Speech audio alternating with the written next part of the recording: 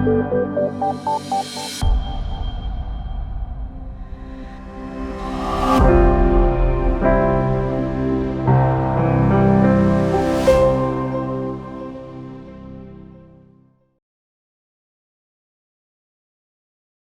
then hello and welcome again, and welcome back to the ID Talks. ID Talks is a series of webinars that happen every second Wednesday, 1 p.m. Central European Time, and is organized by SALTO Inclusion and Diversity Resource Center. And the topic that we have decided to focus on this year is anti-racism. We are going to talk about multiple different topics throughout this autumn, and today's talk is the third one in the row. And today we are going to talk about invisible racism. Racism is often hidden behind the closed doors. Hate speech, fake news, lack of critical thinking contribute to new forms of racism. And we would like to discover today, together with our speaker, how can youth work address this invisible racism, learn some good practices and improve our own competencies and try to use them in our future practice. We are very happy and very privileged to have our guest speaker, Balint from United for Intercultural Action, who works in non-governmental sector since he was allowed to work. So for quite some years now, and holds a master's degree in political science with a special focus on civic society. He is also a dedicated member of Council of Europe's campaign against hate speech, and a member and active contributor to multiple organizations that are working for example, Football Against Racism in Europe. And he holds a seat in the supervisory board of the National Youth Council and previously in Amnesty International Hungary. There are much more to tell about our today's guest, Balint, but I would like to pass him the floor and allow him to introduce himself. Yes, let's have another wonderful ID Talks. Balint, you have the floor. Yes, and the live stream also started. Thank you very much for this lovely introduction, and welcome everybody. Yes, my name is Balint Jósa. I was born in Hungary, and I will not really talk about my career because if you want, you can really easily look it up. I try to have quite a public profile. I'm also on every possible social media, including LinkedIn, which is where we are the most professional. But I will more focus on how did we get here. So why am I talking to you now? That's maybe more interesting, and it gives you a little bit of context about what is invisible racism for me. And then maybe if we have this 40 minutes together, at the end, you will also understand what is invisible racism for everyone. So basically, I grew up in Hungary. I was born in 1980, so before the socialism fall. And in the socialist Hungary in that time, public education was never talking about race. Race in itself, meaning minorities, Jewish or Roma descendant, LGBTQI, were not part of the curriculum. And the traditional upbringing, the public education, was never mentioning these minorities, not even from the cultural or historical perspective, and not even as part of the Hungarian history. Why that is a problem? Because, of course, then the image of these minorities were non-existent from public talk. And me growing up, I never had the idea, actually, what is a Jewish person. Everything that I read about, for example, Judaism or Jews, were just part of the history book, Second World War and a Hungarian participation in the Second World War, but actually never ever saw a live Jewish person on the street. So I didn't have an idea what they are. And then the same applies to LGBTQI. My mother was warning me that actually if I'm too close in a public toilet to another man, that then I can become somehow gay. That's the only word that I know about this. And this is how I grew up. And till I was 17, actually, I never ever met a gay person who was publicly announcing that they are part of any type of community, any from the alphabet. And then when it comes to the Roma population, in our class, there were at least 4 or 5 Roma who were also having a lot of poverty issues, having social exclusion in their life, but actually we never really understood the reason of it or what's the story behind someone in the class having darker skin tone and having a strange family name, sometimes even having language difficulties because of their pronunciation of some certain words. So we never really had a mutual understanding of what does it mean to be Roma, or who are they, or where they come from. So they were all of these phenomenons, and then I could continue with other minorities. They were not part of public education. So the image that we had from them were based either on rumors or some sort of mystification, some sort of myth that are common knowledge in society, although they are maybe or mostly based on non-truth, on fake information. So how to get over this? This is the big challenge when you are growing up in a so-called homogenic society like the Hungarian one, meaning that the majority of the population should be white, Christian, and of course, as percentage goes in every country, mostly heteronormative, heterosexual. So how do you know about these people? How do you get information? How are they actually seen in public society? Depends on the public interest, depends on the public information that is available. So the public discourse determines who are these people, and they are not determining it themselves. And there is not an objective image of, for example, that at least 20 or even more % of Hungarian society is coming from some form of a minority background. If it's not part of your history book, then you don't know who are in your country actually non-Hungarians or non-majority people. And the only thing that you hear is the problems, the issues. And that is how a homogeneous society can determine the role of minorities in their own society. And that's how I was brought up. And that's why I don't know when and how I actually had this kind of strange sensitivity towards this issue. I was not really understanding why in our own primary school, there are people that are all the time discriminated, that always have the same problems. They never have their homework ready. They come with lack of materials. They never had like a breakfast. So of course, some of them were also turning towards, let's call it like misbehavior. And it was regular that actually teachers were calling out them even before anything happened. And just a personal story where my career started as a human rights activist. It is even before that I was allowed to work, because around the 6th grade, 7th grade in primary school, there was an issue that in a public holiday, the whole school was going into school with our little backpacks, you know, like 12, 13-year-old. And we all had our backpacks in the locker room. And at the end of the national celebration, one of the backpacks went missing. So everybody was looking, we were discussing where it could be.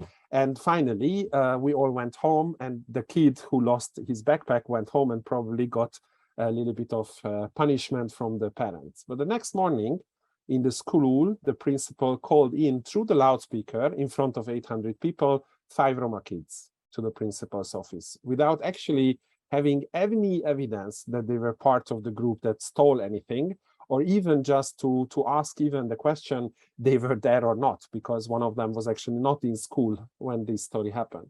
And I personally thought that this is ridiculous. This is nonsense. I was in the same locker room, so why I'm not called in? So me, the little Balint, also went to the principal's office with these Roma kids, and I asked the question, why I'm not called in? Like, what is the situation? And I got a little bit of penalty and sent home. And of course, they called in my mother, that I was referring to the principal as some sort of racist, although I didn't use the word because I didn't know what is the meaning of racism, or I never were educated on the subject, but I thought that she has some sort of problem, some sort of stereotype against these children.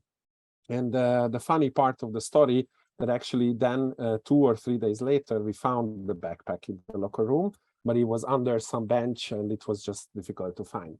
So this is something that minorities, regardless of what is the background of the minority, has to endeavor all the time throughout their lives when they are living in a homogeneous culture, living in a majority society. All the time there is a prejudice that if something is wrong, then it must be one of the minorities that is somehow involved with this. When it comes to the image of the Muslim terrorism or Roma criminality or pedophilia of LGBTQ people. These are the stereotypes, the stigmas that they all the time have to endure. Whatever they are responsible or not, this is irrelevant, because homogeneous society, the one that is thinking itself as white, majority, Christian, homosexual, non-homosexual, so heterosexual, this is the image that they have, that if we are good people, we are the right people, we are the majority. So if there is an issue, there is a problem, there is something wrong in society, then probably the not us is responsible. Like racism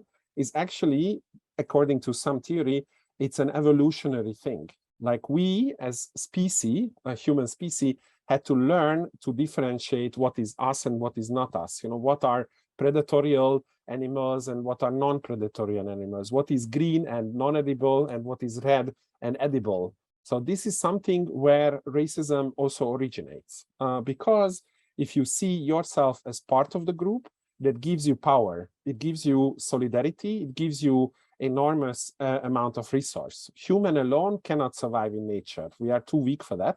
So that's why we invented society. That's why we invented the group. That's why the cavemen already lived in larger families that were not just biological, but also cultural and regional. And that gives us an advantage. And the disadvantage of this, that anyone who is not part of the group is considered an outsider and in some way a threat to the majority of the group. This is, again, evolution. But we created society and civilization to overcome this. We created the civilization where actually it is not an issue to be part of a minority and not be part of the majority of the group, because we have social welfare, we have culture, we have art, we have a lot of ways to actually integrate people that are not in this mainstream majority homogeneous group, but they are somehow in some way different. This is what makes us actually better than the animals in that sense, because if an animal gets wounded in nature, the others are thinking, okay, it's a hindrance to the group, so we don't necessarily get rid of this animal, but at the same time, we will not protect the weakest, but we'll protect us. So the weak usually falls to prey, or just simply dies out of biological reasons. In society, in the human civilization, that is our part of our evolution, of our culture, that we actually protect the weak and protect everyone who is part of society. And this is the idea, and this is where the idea of the Universal Declaration of Human Rights come from, that we are all equal and the life of everyone is as important as the other. So when it comes to us as civilization, this is what makes us a little bit, let's say, better than any other animal species on the planet, that we actually take care of the weak and we take care of the weird, we take care of the little one. So when it comes to some questions, how to solve this problem or how to overcome this problem, throughout my presentation, I will not have definite answers, because I believe that there are no definite answers to some of the questions we have. It's more like a discussion. It's more like asking a lot of things and then to have a little bit of a philosophical thinking about it. What can we do and how to move on? Because we, in our life, in history, but also in this talk itself, we are at a point where we don't really know where we're going to end up, what is the vision for Europe, what is the vision for the world. We are in a question, what is most important for us? Maybe we'll have to work against climate change, but we also have recently also political wars. There is a turn in right-wing extremism. Some people say that Europe should be more federal and look like the federal United States, but then others say we should be nation states that are just collaborating. So there are a lot of directions where human as a species will have to turn and will have to go. So I will not tell my opinion where we should go, but I will ask a lot of questions about this phenomenon called racism, and then I let you think about the answers to yourselves. And of course, throughout this discussion, we can also have some Q&A when we actually can a little bit interact and talk about it.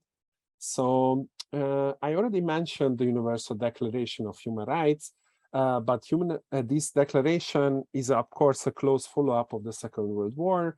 So after the Second World War, when Nazi Germany committed genocide against several groups of vulnerable groups that I already mentioned, Roma, LGBT, disabilities, and mostly against Jews, but also against criminals that were somehow seen in the Nazi Reich as subspecies or people that were not worthy of life. So after this whole turmoil and the Second World War and the clash, we created the Universal Declaration of Human Rights. But this declaration was, of course, let's call it in the viewpoint of the Western countries, north, the richer north from Sweden to America, and less of the Eastern or Asian or Southern countries. So this declaration, which has 31 points, and I would like if you all remember and monitor them, they are often in conflict with religious affairs, sometimes local traditions, culture, and of course, new challenges. Because within the Universal Declaration, there is, for example, the right to move from any country to another country without any problems, while we've seen in 2015 to nowadays that migration in itself is a cause for political problems, and then migrants and refugees are often not seen equal in the society they arrive. So there is a so-called conflict of interest within these rights, and then what are more important when it comes to education. For example, access to education is not free. So even every country in the world has different accesses to education, and there is not a universal access.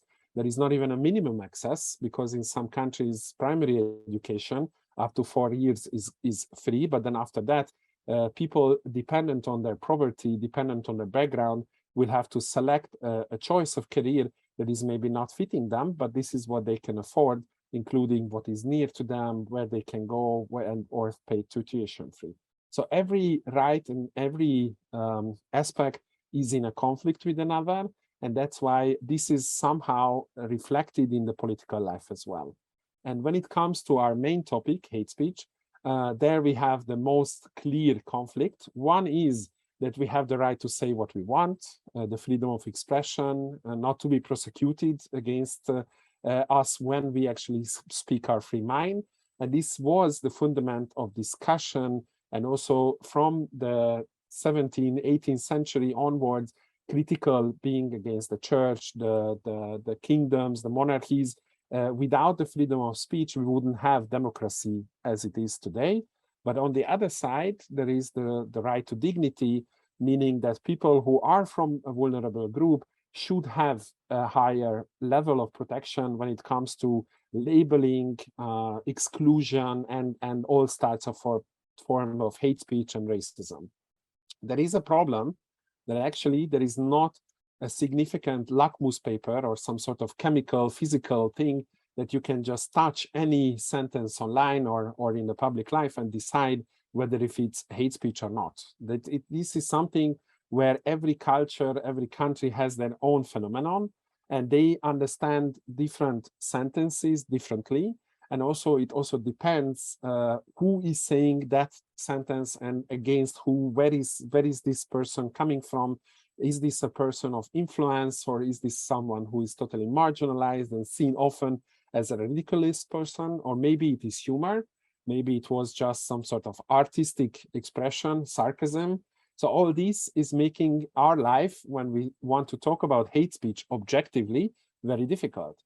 There is a level of hurtful speech when, for example, we talk about body shaming, or when we talk about people that have no hair on their foreheads, like this is something which anyone can experience. And does it count as hate speech if someone says the bald guy is talking? Is it? I don't know. Like maybe it is hurtful speech. Maybe I don't like it. And personally, I can say I don't really like this type of tone. But at the same time, shall it be prosecuted? Shall it be censored? Shall it be taken off from an online platform if someone says that? And then here we come to the so-called woke culture and the so-called censoring culture, where opinions that are critical on any issue that we will discuss today are seen often as so negative that there is a huge outcry against people who actually challenge the common narrative, and that is leading to this kind of censorship. There are a lot of discussions online about this, and sometimes often politicians use the word woke culture as a negative, pejorative expression, meaning that is woke, that even you cannot express anything online free because immediately you will be censored. I mean, I don't have to mention the former American president, who is often talking about this, that he is censored because none of his social media profiles are allowed anymore. So he's banned from Twitter and every other social media platform. And funny fact that the Taliban, that is ruling Afghanistan and causing a lot of human rights violations in the past and in probably also in the present against the sexual minority, women, they have a Twitter account. So who is deciding if Trump, the former president and the leader of a political side, or the Taliban is allowed to have a Twitter account? Who will be the judge of this? Shall this be like an autonomical, like a jury that is like an international board? Or is it okay if the media platform itself, Twitter, without telling us the reasoning why they choose A or B, decides this for us? Because this, if they can do this, they can decide who has a voice online, then that is also has an impact on democracy itself. Because of course, when we discuss democracy, democracy is plural, meaning that everyone who has a voice can and should have a voice, and that is part of the freedom of expression. So if Twitter, which is like a company that has stocks and has a value and has employees, can decide who has this right to speak up about any issue online, then this is not anymore clearly democratic in itself. So there are these questions, and again, I don't have a clear opinion why this or that, but this is one of the issue of invisible racism, because nowadays it is not decided by any legal autonomy, not a judge, not a constitutional court. There are no public discussions on this, but usually the decision what is hate speech and what is not hate speech is decided by the service providers, by Meta, by Twitter, by Instagram. They know and they decide. And we, as the public community, human rights activists or lawyers or ordinary citizens or public authorities, have very little control about this. And that control is a question if it's non-democratic or democratic. We don't know what is the good solution here, but what is a fact that is not in our hands. And these non-governmental agencies, like companies, they have a huge impact on what is public discourse and about who is who and what is considered right and wrong. And we don't have any democratic control over them. So that's a huge bucket to open when it comes to the topic of hate speech.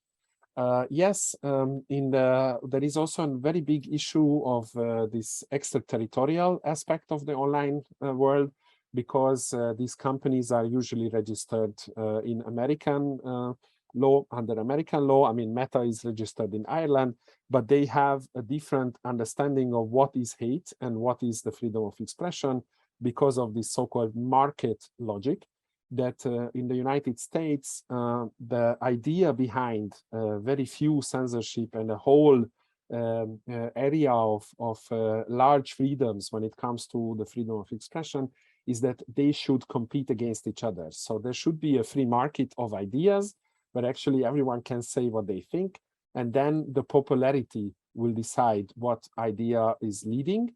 While the European logic, and this is mostly the consensus on the European ethos in the court on Strasbourg or the Luxembourg court or national laws, that actually there are a lot of ideas, including Nazism and the violent expressions of communism, totalitarian ideas that are not welcome, and they are usually censored, and in some countries they are also under the penal code. So for example, in Germany, if you deny the Holocaust or you argue with the numbers and who was responsible, then you can end up in jail. And that is also the same case in Hungary after a lot of public litigation and a lot of cases. So basically, in America, you can deny the existence of Holocaust without any consequence. In Europe, you cannot. So when we talk about the internet, which is global, which regulation will be the ruling one? Who will decide which one we should follow? And of course, national legislation is often very, very backwards, and the international agreement is called the 99 cybercrime agreement in Budapest. It's from Budapest, and this is before Facebook was even existing and before social media was existing. So national legislation and even the EU legislation is way behind the fast pace of the internet, and companies like TikTok or companies like Twitter can very easily avoid the European legislation because of their internationality and because it's very difficult to actually sue them or bring them to court. On business side, yes, there were like a lot of cases, and they were sanctioned also financially. But when it comes to hate speech and the protection of identity and dignity of vulnerable groups, there we don't really have an access, and we don't have an overrule of these companies. Generally speaking, I think the legal discipline, the lawsuits against these companies or individuals are not really effective. It's very, very, very difficult. And also because of these different frameworks, but also because it is very easy to create fake profiles, and the service providers often don't give out the background of the profiles. And so it is very difficult to actually prosecute someone behind some sort of ugly hate speech even. And then we have one other bucket that I want to give you, or a box of thoughts, which is about art and humor. Art and humor is often seen as some sort of less violent form of hate speech, although I believe that humor reaches even more people than a clear statement of hate speech. And also when it comes to art, often artists or actors or public figures, they do bad statements on a specific issue, let's say denial of the Holocaust or some sort of anti-Semitic or anti-LGBT comment. And then there is a protection saying like, yes, that's their private life. So let's not censor them on the television. We should bring them back to Netflix or other streaming providers because it's only their art.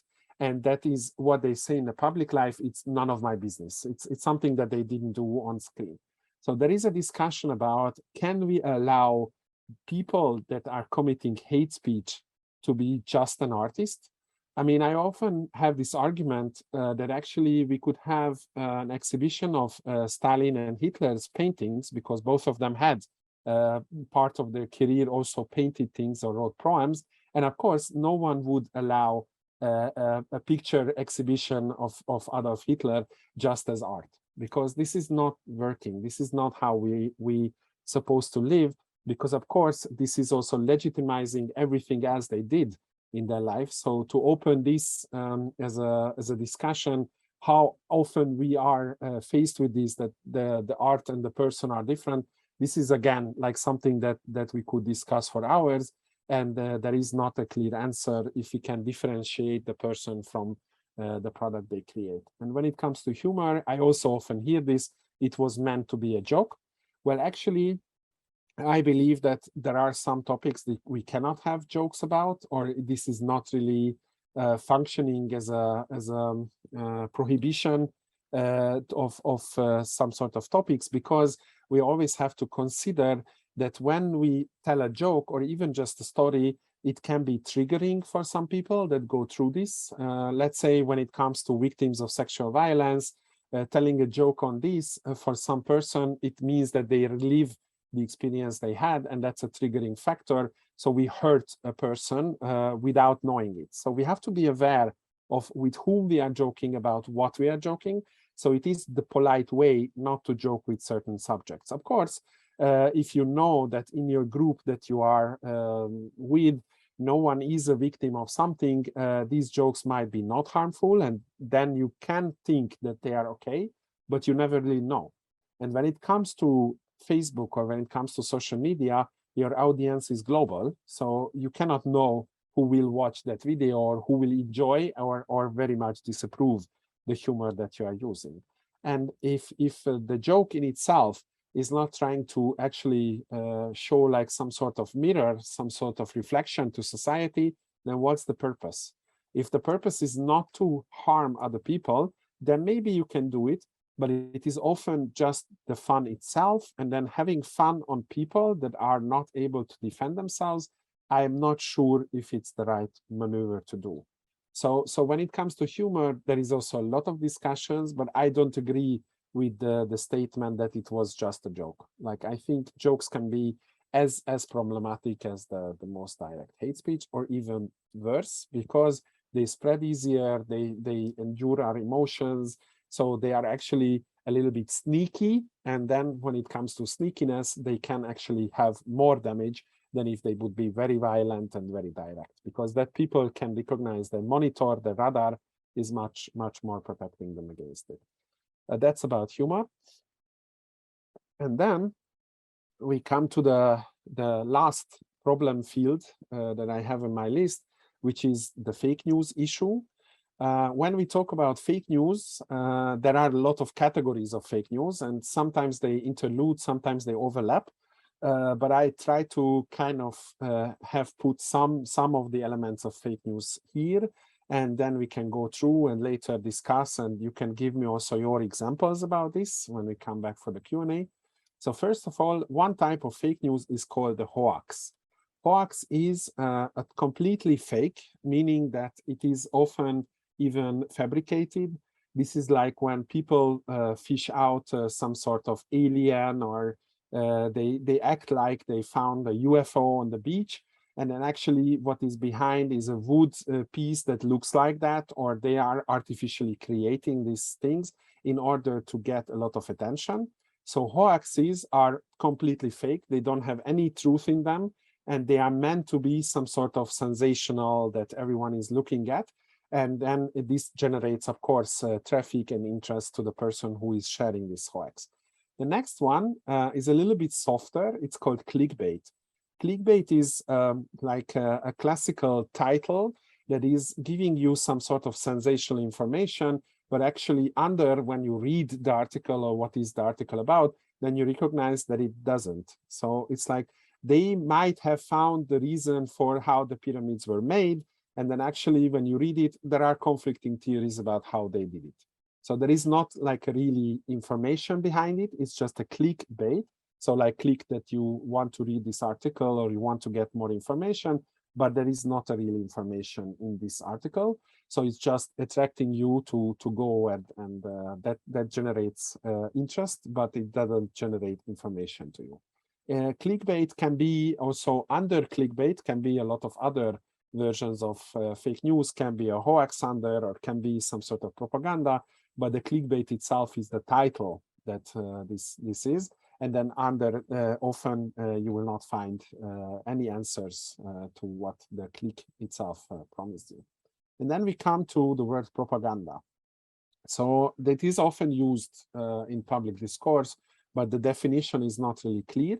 Propaganda is usually when a government or some sort of agency, some sort of interest group tries to convince you about something that is their interest, but it's not true. So the most classical propaganda is, for example, when it comes to anti-Semitism, the book of the Wise People of Zion, which was created by the Russian Secret Service in the 1910s, so like over 100 years ago, about how the Jewish conspiracy trying to overtake Russia and the global world. And this book itself, the Wisdom of Zion, is often seen as the first modern anti-Semitic propaganda that was like really effective, because even nowadays, often people that are anti-Semitic are referencing some elements of the book. For example, that the Jews are ruling the media, and or that they created the pogroms, because before the Holocaust, already in Russia, there were pogroms against Jewish people, but already in England in the 13th century, there were pogroms. So it was always done by the Jewish people in order to get sympathy from the public. So these programs were all fake, they didn't happen, or they happened in a much smaller quantity. And then this was made in order to get impact and then to get solidarity from society. So this type of propaganda is often seen in media. So this is always in the interest of one side using fake arguments to support some sort of claim, some sort of ideology.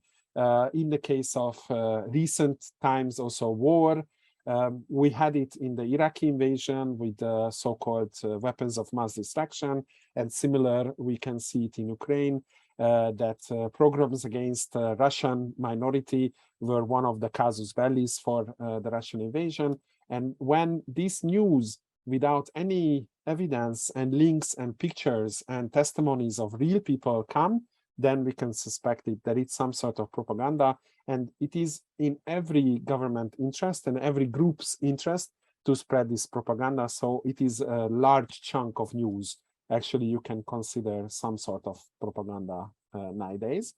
And then this is the next one, which is smear campaign. Smear campaigns are often against individuals, sometimes against human rights defenders, sometimes against just simply ordinary people. This is when, again, an interest group, can be a government, can be an NGO, can be anything, is kind of targeting someone and try to act like or show this person in negative light. So what she or he said, they did from thinking about things about their past, and this is often fake. So there is no evidence that this actually happened, but they try to create some sort of tension around this person and delegitimize what they say. We can see it in the Assange case, Julian Assange. Maybe he was part of some sort of sexual misdemeanor, but of course, when he provoked the WikiLeaks and created a lot of information about the US Army involvement in different cases, then of course immediately the US created this smear campaign against him. If it's true or not, it's up to you what you think about it. But I mean, this is like a classical example of this type of campaigns. And then we come to the next one, which is conspiracy theories. I think I don't have to explain them too much, but conspiracy meaning that there is some sort of secret behind some revealing issue. It was like 9/11 has the most amount of conspiracy theories. Who blew it up? It was the American army, it was the Illuminati, it was UFOs, whoever did it. And then the theory is that there is always a secret group, there is always a secret interest that is actually behind events that everybody knows. And there is a huge element of emotional connection with these conspiracy theories because it's really good to know something that nobody knows. So that's where conspiracy theories can recruit a lot of ordinary people that are actually not stupid necessarily. They might be very creative, they might be very clever, but they just fall into one of these conspiracy theory traps. And what is the most scary, that sometimes then eventually some conspiracy theories come out as true. So there were like some cases when we actually finally 50 or 100 years later, we recognized that some of these theories were actually true. So it's very difficult to argue with conspiracy theories because everything what they say is not provable, but the opposite is also very difficult to prove. And then we have this anti-scientific nonsense, which is also another category. This is like when people are saying that they are light eaters or that they can use vitamins against cancer. And of course, we had the pandemic, which was the renaissance of this anti-scientific nonsense. So people who don't understand science often try to make it simpler, meaning that they don't agree with what science says, and then they have their own theory about it. And often this is also linked with businesses. So people that want to sell something that is actually fake, but then they create this anti-scientific nonsense around so they can package their goods in this way and sell it to people. There might be other categories. I just wanted to go through some of them and also now come to the final part, which is about how to solve these issues. So my answer to all this is, of course, one of them is critical thinking. Critical thinking is, again, a buzzword. You can see it in a lot of Erasmus applications and a lot of people talk about it as a good solution. I wanted to give you 4 or 5 type of like little hooks of what critical thinking means. First of all, this will be something that you can practice on yourself, the so-called confirmation bias, which is you are always more likely to believe something, what you find on the internet or anywhere information that you already think is right.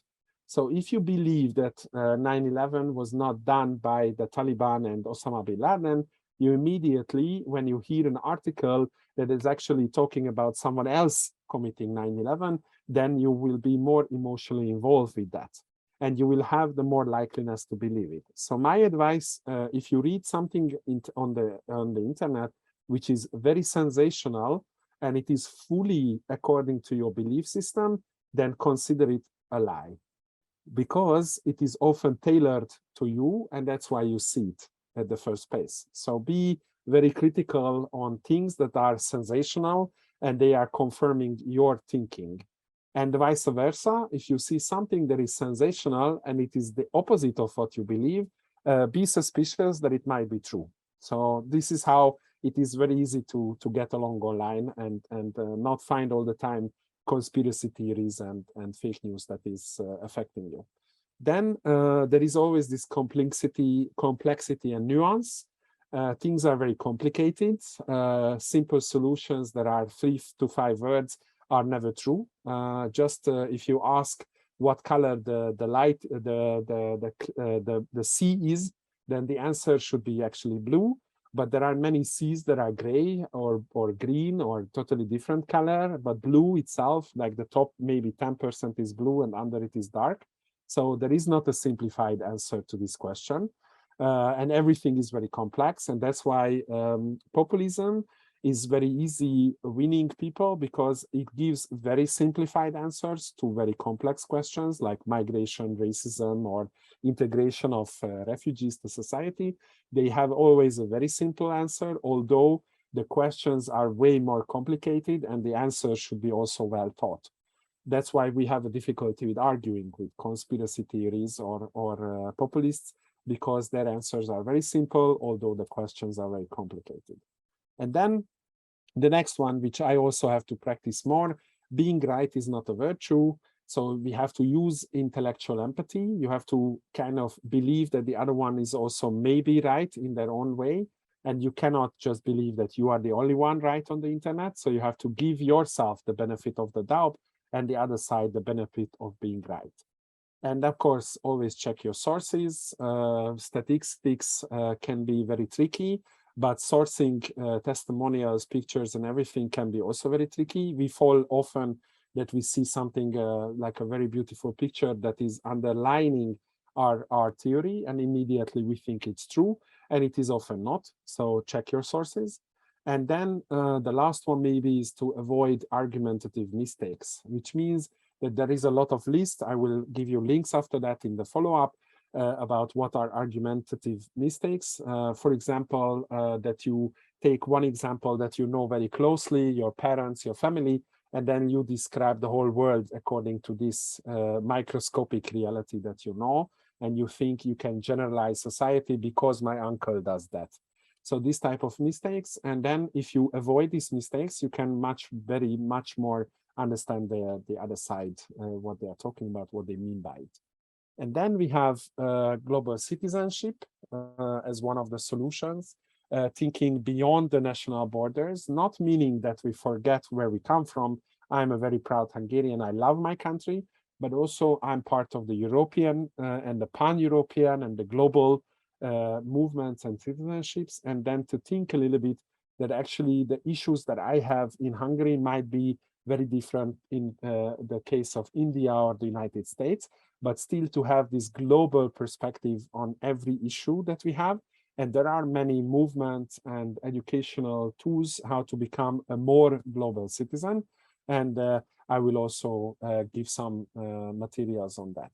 But my favorite, and this is the last thing that I want to talk to you about, is non-formal education. Non-formal education is actually how we grow up as children, because everything what we do before we go to school is non-formal education.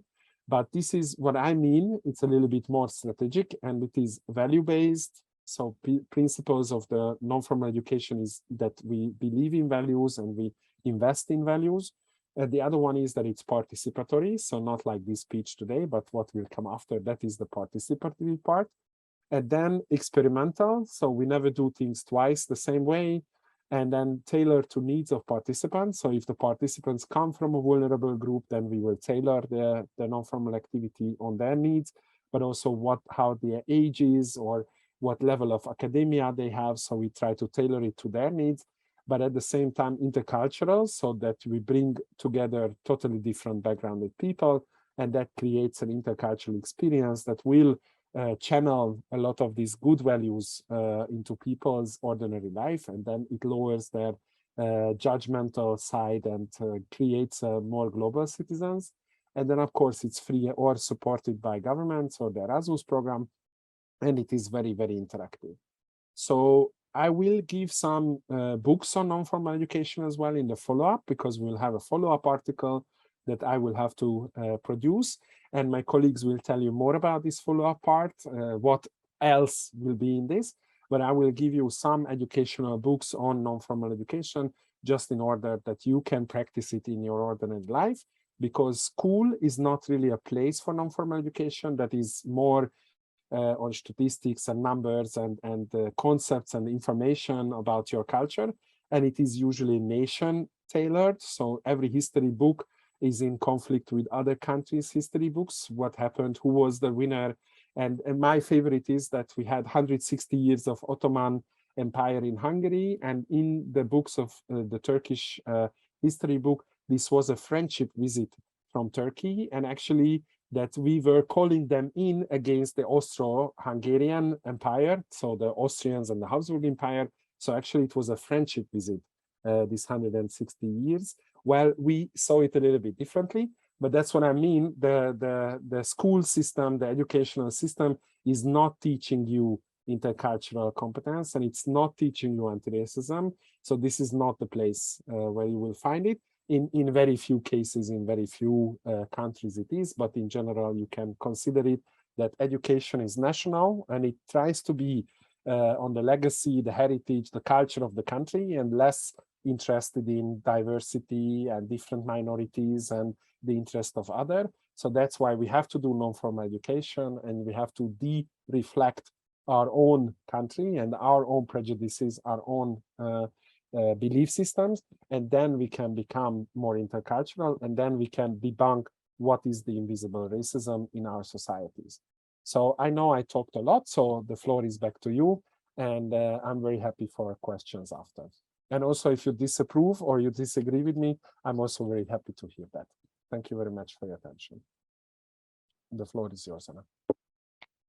Well, Balint, I have to say, during every speech, I am saying, okay, now I need to focus on my facilitating work, because I can watch the recording later, and I should really keep an eye to the messages coming in and what other things are there to do and to say. But today I couldn't stop reflecting throughout the whole talk. And there was so much very well structured information that I think it's worth really going back and listening one more time. So thank you so much. And it was so well structured that you didn't even need any paper to follow, even though we will be, of course, very happy when you deliver an article. And as our audience knows, after every ID talk, we ask our speakers to produce an article on the same topic. And I think this is an article that we can also forward, share with other youth workers and beyond the youth work field, just to be aware of our very often unconscious bias and so many different layers that we sometimes justify ourselves for falling into these traps. Thank you very much. We have had some comments in the chat. In the meantime, there is a really interesting Spanish organization and their resource that Aga has generously shared. I'm sure that if you have time, Balint, but also to our audience, please go and check it out. And also some comments about harmfulness of jokes. I think this is something that This is something that maybe we don't have a consensus about, because we feel like people that don't get the jokes just lack the sense of humor, and there is a different, very often we label as a joke some things that are not funny at all, and for certain groups or generally to the whole humanity. So thank you very much for sharing this comments in the chat. I see that we have still quite some time left to our ID talks, and we don't have a very big group. So the idea is that we go ahead and we stay in this bigger room. We are just under 20 people, and keep this conversation going. So I would invite now Maria to remove spotlight from Balint so we can see the entire group, even though it was nice having you in the spotlight, I have to say. But if you could turn on your cameras and let's open a discussion on the topic of invisible racism. Generally, I think internet, with all its amazing potential for learning and development and socialization and connection, also has brought a set of new challenges that we are maybe not very well prepared to face. And would be good to know our audiences, our participants' reaction to the topic, to the presentation, and also if you have any questions, comments, examples, please, let's use this 20-25 minutes to make this conversation a little bit more non-formal education. Yeah. So just give a little Zoom sign, and I will pass you the floor. Just make it maybe explicit whether this is a question directed to Balint, so he can also prepare himself for answering your questions. Great, Aga, please, you have the floor. Yes, I see that there are not so many people speaking, so since I was as well working a bit on this topic, then it would be nice to talk about. I really like the introduction you did, Balint, talking about the homogeneous societies. And I think that's one of the issues that is right now happening in Europe, that we still don't fully accept that our societies are diverse. For example, in the context of Spain, when we are talking about the invisible racism, what is the typical examples very often are coming from the people who are from the second, third generation of migrants, or the people, for example, who are coming from the Spanish territory in Africa that are originally Black, but they are Spanish, born in Spain, raised in Spain, and so on. And what is happening, because the Spanish society, it's still not accepting them as our own people, let's say, we are very often perpetuating different microaggressions, which is as well invisible racism, like, for example, asking, yeah, where are you from? No, but where are you really from? Indicating this kind of derogative message behind that, no, you don't belong to this society. And for me, if we are taking up the what can we do, it's to really start getting conscious about our own biases, and because of this, getting conscious on how we really think and what kind of derogative messages we are passing to other people. Because very often, even if we do the comment or do the joke, or we want to be so nice to other person and saying, I mean, your Spanish is so good. No? The intentions behind it is very good, but still it's telling the person who was born in Spain and whose Spanish is the native language that their Spanish is good. I mean, so yeah, it's what I wanted to share. Yeah, thank you. I believe that we do have this bias very much imprinted, and my story was also about this imprint that a homogeneous society does. And of course, nowadays the European society is much more diverse than it used to be, and I think the educational side and the political side is just simply not prepared for this, because a country's culture or educational system is really slow. It takes generations to actually build up the teachers that can educate in a diverse society. So it is 25 to 50 years till a new generation can do this, while the so-called immigration flow, it happened in the last 20 years. And when it comes to Spain, also in the last 30. So it is just simply a time issue that we have, but also there is a lack of will in society, in some sides of society, to accept this diversity. And then this bias and these counter arguments against Black people are very often turning into a political agenda of certain actors. That's also an issue. But yes, self-reflection is very important. And we all do have this type of bias. And always the question is what we do with them and how to turn them into something else and how to overcome them. And that's a personal challenge as well. I see the photo behind you of the iceberg. And it's as well something that somehow we are as well using to define a bit what invisible racism is. And as well, we are just putting the iceberg like it's your picture behind you. And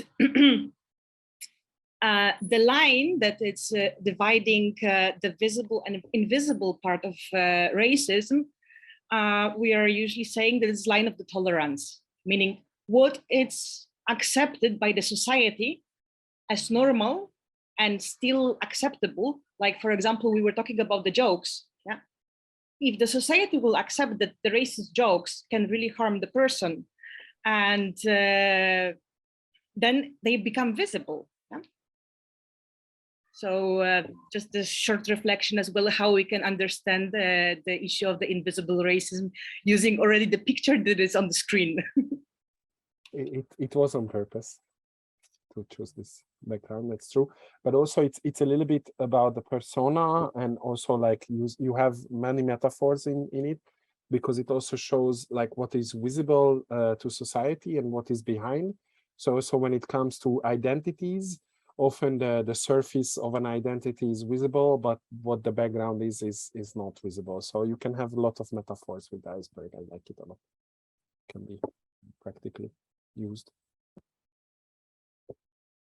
Yeah, thank you so much, and also for bringing some new perspectives in. I would also encourage other participants keep asking questions, participating. I can also see that some of the group are leaving a little bit early today, which is very often the case after the input part of the ID talks. But with a lot of words of thank you. I think it's a little bit too early to say thank you yet.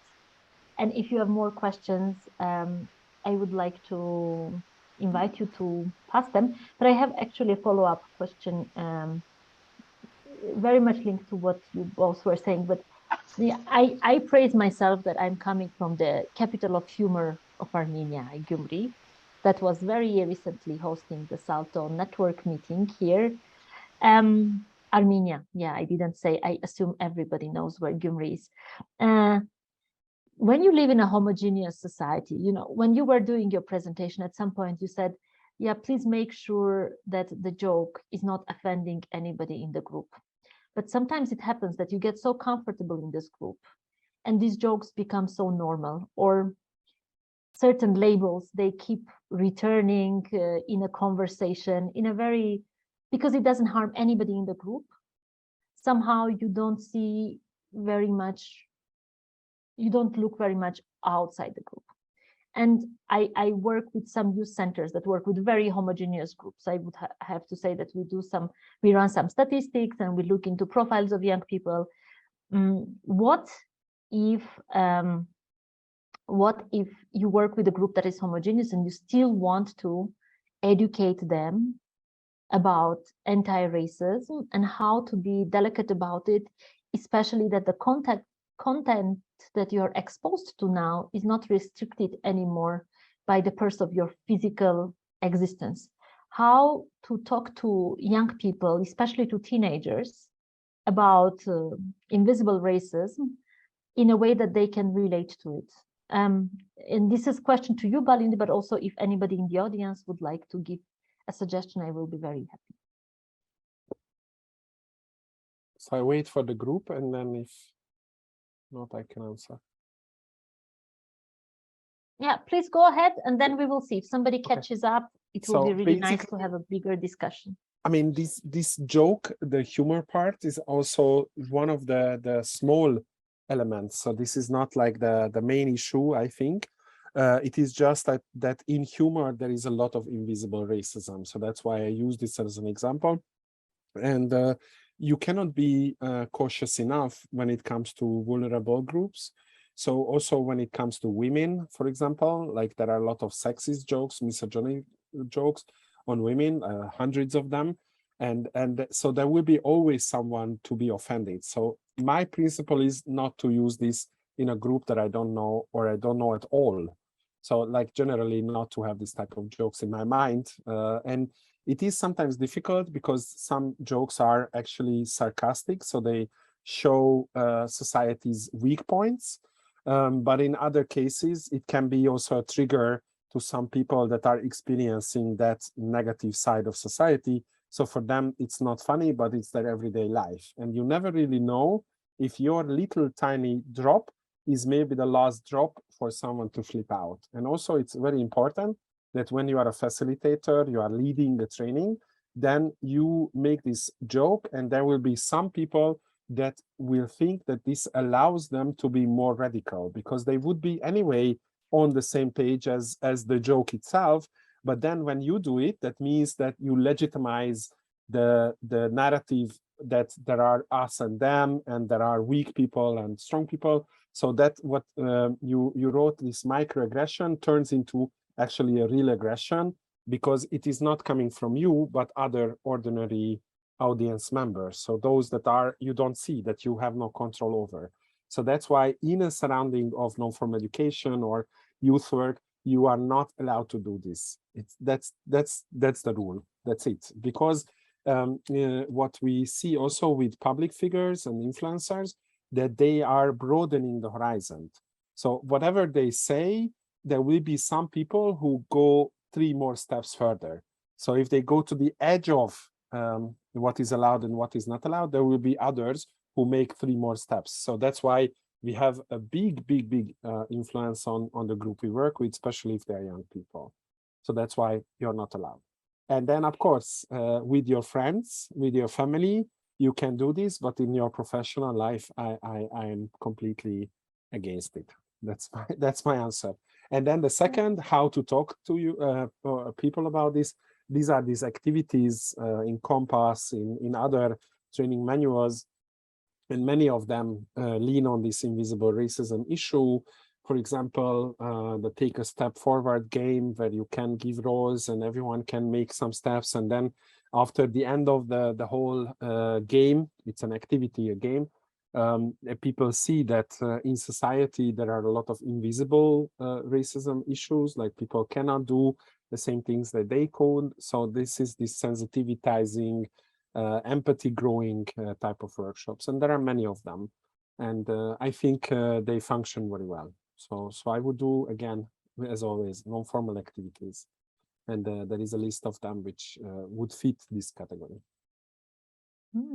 Maria from SALTO Inclusion and Diversity has raised her hand. Please, Maria, you have the floor. Thank you. Yeah, Balint, I was thinking about what you said about how important it is to check the source of the information you get. But that's a hard thing to do, no? I mean, I think for everybody, how then the young people can, easily spot what is a fake news, what not, or what are reliable sources of information. If you have any tips on that or advice, how to go about that. Yeah, it's almost impossible. It's nowadays there is so many information, so much is coming that it's very difficult. And my 5 points of this non-conscious bias and all these things, this is kind of like a self-discipline, that you don't believe the things that fit your agenda. That's the first step, that when you read something that is very upsetting to you or very much making you very happy, then suspect that it's fake news. So that's like really difficult to live like this, because unfortunately we don't have time to invest millions of hours to check every news broadcast. So make less statements. Like that's my if you want to say something, then say it really wisely, and that would be also making our life a little bit easier, because we won't have to read through many stupid comments online. So that is also like speak less, but when you say that, then say it on a strong fundament. That would be my advice, because otherwise you cannot, and we don't have time to check. We don't have millions of times, and I also fall into these traps often. Like just recently, there was one article about trains getting lost in Hungary, and all my friends were like joking about this, like how stupid this is. I mean, trains do have a track, so how they could get lost. And I asked them, did you actually read the article that we were discussing? And they, like, from 8 people we were together, nobody read the article, but everybody read the title, which said trains got lost in Hungary. So we also fall into these adults that do adult education and very intellectual or read a lot. We also fall into this, that we don't have time to check what is actually in the article, like how did this happen. We just get stuck on the first 3 lines. And that's also a responsibility from journalism. So like journalists use these kind of clickbait articles, and even the best articles and online magazines do this. So I think there is a huge competition to rule the narrative, to be like special. That's why people are now doing statements while jumping out of the airplane, you know, like it's not, this traditional way of media is not functional anymore. And I think that's maybe one of the good ideas, or maybe like some sort of vision, to create a human rights oriented media. Like, you know, like there are some Euronews or BBC that have like higher standards of journalism, and then maybe to create something for human rights minded narrative as well, to have this kind of check and balances, but to create that in a sexy way that it's also breaking the market would be a huge challenge. But if you would state that we are a very non-biased media that is always fact-checking and always reliable, maybe that could work. That's what I believe in. The problem is that then it would take so much time to produce a piece of media that's not very many magazines or media outlets would invest. And it's very difficult to keep up with this trend of 15-second, quickly, catchy. And this is something that is generating much more, not only recognition, but also actual physical financial profit, because a lot of time these types of contents coming from also from individuals, they are generating people money, income. It's not only now for the fame, but it's actually for the gain. And here some other bigger interests are coming into the game. But I think it's very important, and unfortunately not many places that critical thinking as a skill is very well spread through, for example, maybe more widespread educational programs that are accessible to many young people, actually also many adults. I would doubt that young people have less skills of combating fake news than older generation. I think the generation of our parents, they are even more vulnerable towards this massive attack on an individual from all sides and sources. And they really, sometimes they are like afraid of going out into the world because of inability to filter information that is being thrown their way. And it's quite difficult, especially in the time of uncertainty after pandemic, in a time when we are facing a lot of conflicts in wider Europe. Yeah, I think it's important, highlights that we are right now making. And for myself, I'm making a lot of mental notes, and even more looking forward to the article now. Aga, yes, please. And there is not a restriction to number of times that somebody can talk in the ID talk. So please take the floor again. And you are muted. You probably self-muted yourself from avoiding to talk, Yes, but we want to hear back. you. No, I wanted to come back as well to your question, Anna. about how to work with the young people on the topic on invisible racism, if you have the homogeneous group and so on. And we've been working in 4 different countries in invisible racism: in Spain, in Italy, in Poland, and in Bulgaria. And one thing what we have learned that it's very important, first of all, to contextualize to the local reality, because we had the very, very good results of talking about the invisible racism in Spain, because a Spanish society, there were some statistics a few years ago that 90% of the Spanish society considered themselves non-racist. So then it's the way to talk about invisible racism to actually challenge this unconscious bias. Then we moved to Poland, for example, and experience of our colleagues in Poland was totally different. And they were saying, yeah, we cannot start working on invisible racism since the level of racism is so high. No? So it's always very important just to see how we are focusing and how we are focusing our activities and with whom exactly we are working and what are the needs of young people. On the other hand, our partner in Bulgaria was adapting all the activities to adapt it, mainly focusing on the anti-racism towards Roma community.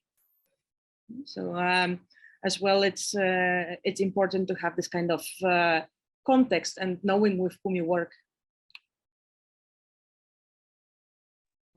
Yeah, thank you very much.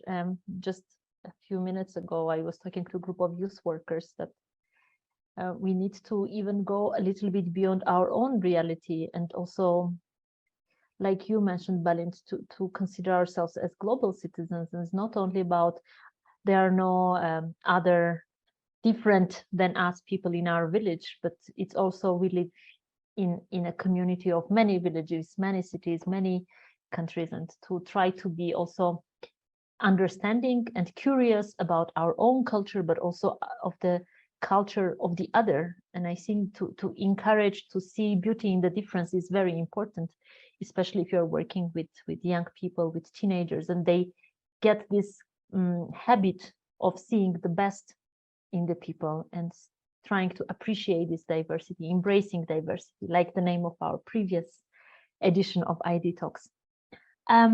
We are coming near to the end of our idtalks for today, and I would like to invite Balint maybe to make your final remarks, statements for today, before I close the day with some announcements and what's next.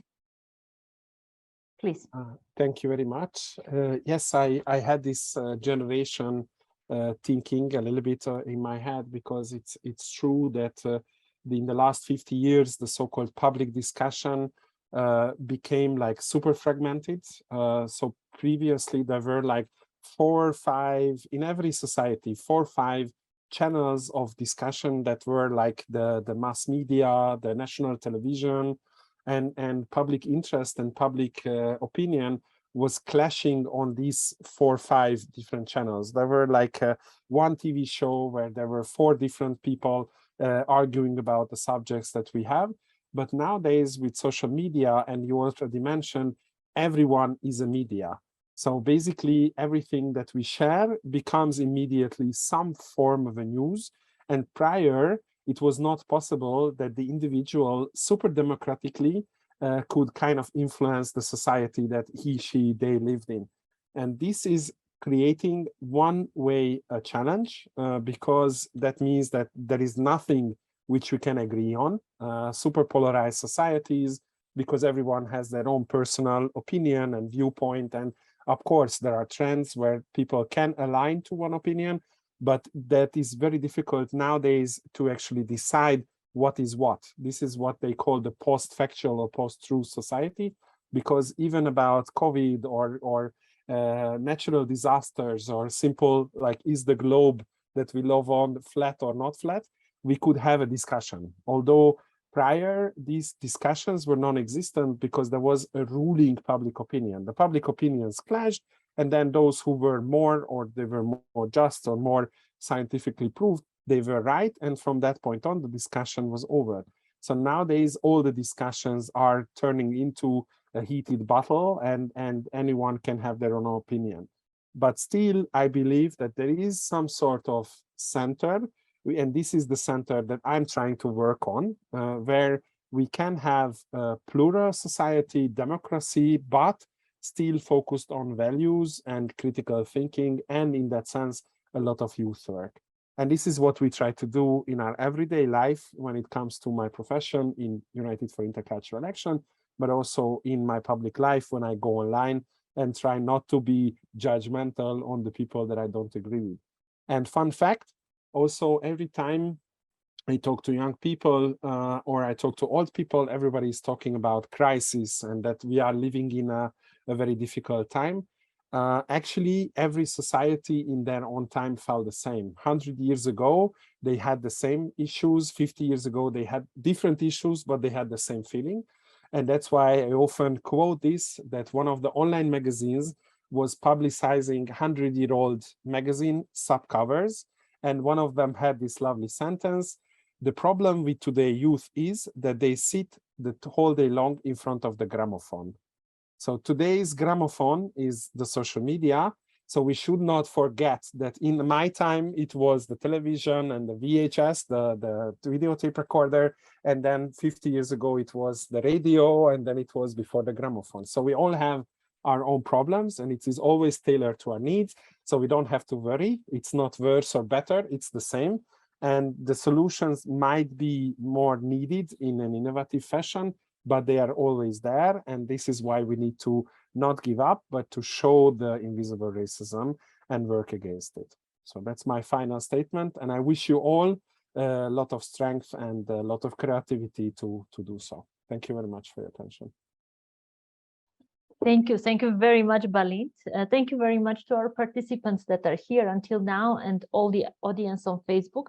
It's very unique today. We have live streamed also the entire discussion of the ID Talks, which we don't do every time, but we hope that our audience really felt the energy, the positive energy and this devotion that you put in your presentation and in this discussion. Also, our regular audience knows that this is the moment when we would normally reveal the graphic recording after the ID Talks. Well, this is not going to happen this time. And our most creative in the team, Olaja, she's joining the process later on, but you will receive the whole package of ID Talks materials in your mailboxes very, very soon. It will include the YouTube video of today's ID Talk, a podcast based on the audio recording of today's ID Talk, article by our speaker, and the graphic recording by Olaja, our graphic facilitator. So stay tuned. We still have 2 more editions of ID Talks this year, coming every second Wednesday, 1 p.m. Central European Time, and very interesting topics are coming next. Please check out the ID Talks subpage on SALTO Inclusion and Diversity website. And generally, yes, let's be a little bit more open with our heart and eyes to spot invisible racism and collectively work to combat it. So thank you very much, and see you in 2 weeks' time. Bye-bye.